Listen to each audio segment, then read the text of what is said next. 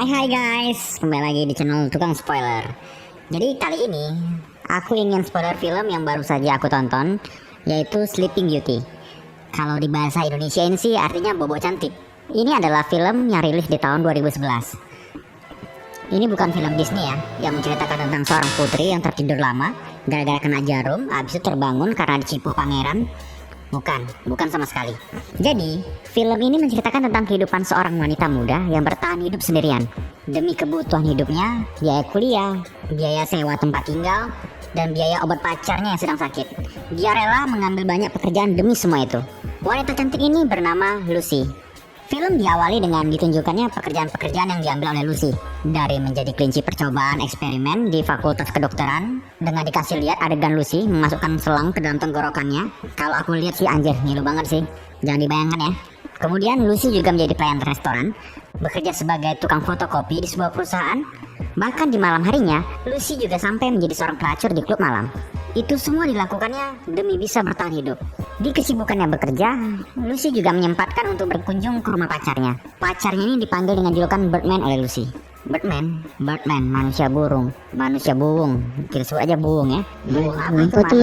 Ada aja julukannya. Buung menderita penyakit kanker stadium akhir, tapi dia tidak mau dirawat di rumah sakit dan lebih memilih melakukan pengobatan di rumah saja. Lucy rajin datang untuk menyediakan makanan dan obat untuk buung. Nggak apa-apa lah ya, aku panggil buung. Nama juga panggilnya Birdman, agak sulit untuk diucapkan. Dari sini saya merasa heran saja melihat Lucy, walaupun dia melakukan pekerjaan sebagai seorang pelacur, tapi masih bisa tetap setia menemani di masa-masa akhir hidup pacarnya. Setelah itu kita juga diperlihatkan permasalahan Lucy di tempat ia tinggal. Ketidakakraban dengan pemilik rumah karena Lucy sering telat membayar uang sewa rumahnya.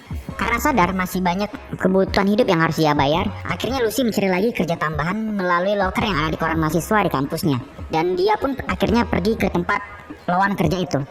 Dan kemudian diinterview oleh Clara, pemilik usaha tersebut. Saat diinterview, Clara menjelaskan mengenai pekerjaannya. Kita diberitahu bahwa ini adalah usaha penyedia jasa layanan VIP. Udah tau lah ya ini pekerjaan seperti apa, layanan VIP cuy.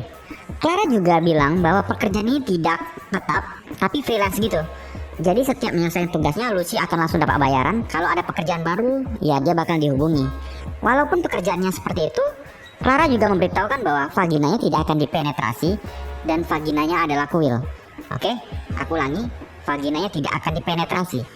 Yang nggak tahu apa itu penetrasi, aku kasih tahu. Singkatnya, penetrasi itu bersatunya alat kelamin pria dan wanita. Nah, itu dia. Jadi udah paham kan? Jadi aku nggak perlu jelasin lebih dalam lagi kan guys.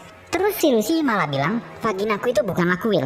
Ya iyalah, karena kita dari awal juga udah tahu bahwa si Lucy juga bekerja sebagai pelacur di klub malam, makanya dia bisa bilang seperti itu. Kemudian Lucy diperiksa fisiknya juga dengan cara menyuruhnya melepaskan baju. Kemudian Clara memanggil asistennya Thomas untuk mengecek tubuhnya si Lucy. Jadi tubuhnya si Lucy itu dicek apakah ada bekas tindik, tato, ataupun bekas luka pada tubuhnya. Dan akhirnya Lucy diterima di pekerjaan itu. Sebelum melakukan pekerjaan itu, Lucy diberikan fasilitas pembersihan diri seperti manicure, pedicure, dan bulu jembatnya pun juga dibersihkan. Akhirnya Lucy mendapatkan tugas pertamanya dari Clara. Jadi di tugas pertamanya ini, Lucy ditugaskan menjadi seorang pelayan dengan hanya menggunakan BH dan celana dalam saja. Awalnya Lucy terkejut gitu kan. Tapi ya sebenarnya kita juga tahu bahwa awalnya Lucy juga bekerja sebagai seorang pelacur di klub malam. Bagi dia ya tugas ini bukanlah apa-apa. Jadi di rumah ini ada sebuah acara yang dilakukan oleh sekumpulan lansia. Mereka melakukan makan malam yang dimana di sini mereka dilayani dengan pelayan-pelayan wanita yang berpakaian setengah telanjang. Dari sini kita bisa lihat perbedaan Lucy dengan yang lainnya. Yang senior-senior pakai corak hitam, sedangkan Lucy berwarna putih. Ya dari sini kita nampak bahwasanya Lucy adalah anak baru. Di bagian ini ada yang membuat saya tercengang. Saat mereka melakukan istirahat di ruang tamu, ada dua wanita lagi nungging di dekat pembakaran kayu bakar. Ini buat apa coba? Gila, anjir. Hobi kakek-kakek Sugiono ini memang gila sih menurut aku. Ada-ada aja. Usia tinggal satu kalender aja buat aneh-aneh. Tapi karena bayarannya juga besar ya makanya Lucy mau melayani mereka. Selesai dari tugas itu, Lucy tidak langsung pulang ke rumahnya, tapi malah datang ke klub malam dan bekerja lagi menjadi seorang pelacur. Gila sih menurutku. Demi kebutuhan kehidupannya, dia harus melakukan semuanya itu. Keesokan paginya pulang dari klub malam, Lucy langsung ke rumahnya si Buung, rumah si pacarnya. Kita diperlihatkan dengan kesedihan si Lucy yang menangis karena tahu si pacarnya ini, si Buwung Man ini tidak akan lama lagi akan meninggal. Nggak ngerti sih bagaimana perasaannya si Lucy. Padahal si Lucy juga baru pulang dari klub malam loh. Tapi karena dia juga akan ditinggal oleh pacarnya, ya pasti sedih. Dan Lucy pun menangis. Kemudian di saat Lucy kuliah, dia dihubungi oleh Clara bahwa dia mendapatkan tugas barunya. Lucy pun kembali dijemput oleh supir dan menuju ke kediamannya si Clara. Kali ini tugasnya berbeda dari sebelumnya. Lucy diberikan ramuan teh pucuk oleh Clara, yang dimana Clara memberitahunya bahwa dia hanya akan tertidur pulas, bahkan bermimpi pun tidak. Saat dia terbangun, dia pun tidak akan tahu apa yang telah terjadi padanya. Setelah meminum ramuan teh pucuk itu, akhirnya Lucy pun bobok cantik di kamar. Dan ternyata saat si Lucy sudah tertidur pulas, datanglah Clara dan kakek Sugiono ke kamarnya. Kalau kalian masih ingat, kakek Sugiono inilah yang kemarin ada di jamuan makan malam telanjang gitu. Ngapain kek? Sebelum melakukan aksinya, si kakek Sugiono ini berbacot dulu. Ngomong panjang lebar mengenai masalah pernikahan dengan istrinya yang tidak harmonis. Mau mantap-mantapan aja harus membaca dulu. Kek. Selesai si kakek ngebacot, Clara pun memberitahukan kepadanya hanya ada satu larangan yang harus dipatuhi, yaitu tidak boleh terjadi penetrasi. Pokoknya kau nggak boleh masuk ke make-nya dia. Itulah inti dari larangan si Clara. Kemudian si kakek dengan gairahnya langsung membuka seluruh bajunya dan mulai menggrepek-grepek si Lucy. Yang buat aku bingung tuh, kok bisa ya ada orang kayak gini? Kalau mau yang lebih mantap dan enak, kenapa si kakek nggak cari PSK aja gitu? Si kakek bayar mahal-mahal si Clara cuma dapetin wanita yang tertidur dan cuma dapet grepe-grepe doang. Gila. Ketika si Lucy bangun dari tidurnya, dia tidak merasakan apa-apa dan tidak tahu apa yang telah terjadi padanya.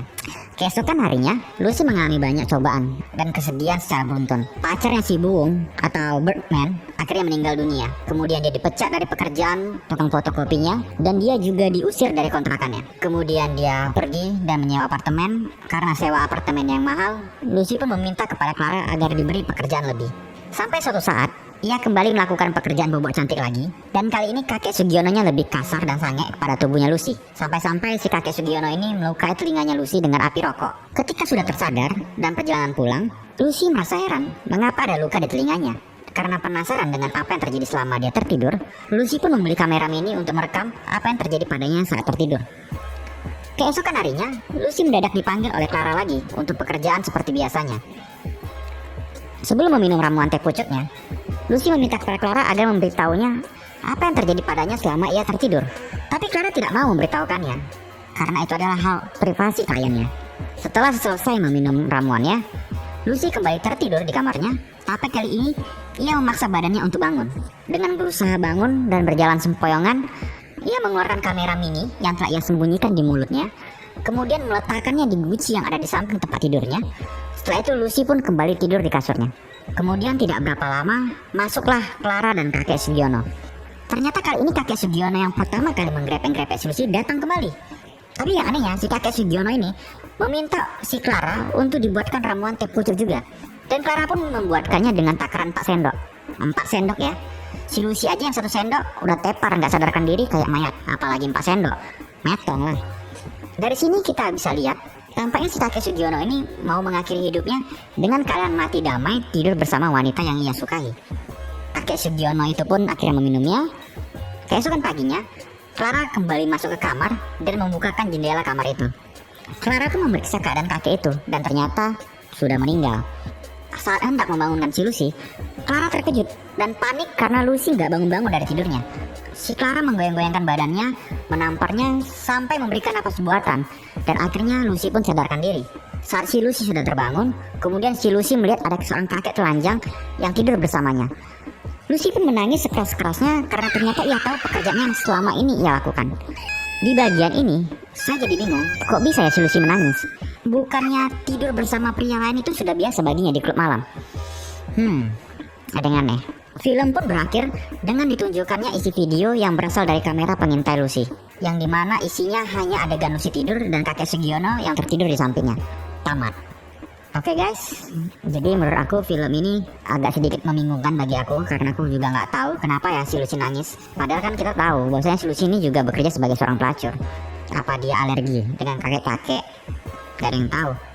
Oke guys, demikian spoiler film Sleeping Beauty dari saya. Semoga kalian suka.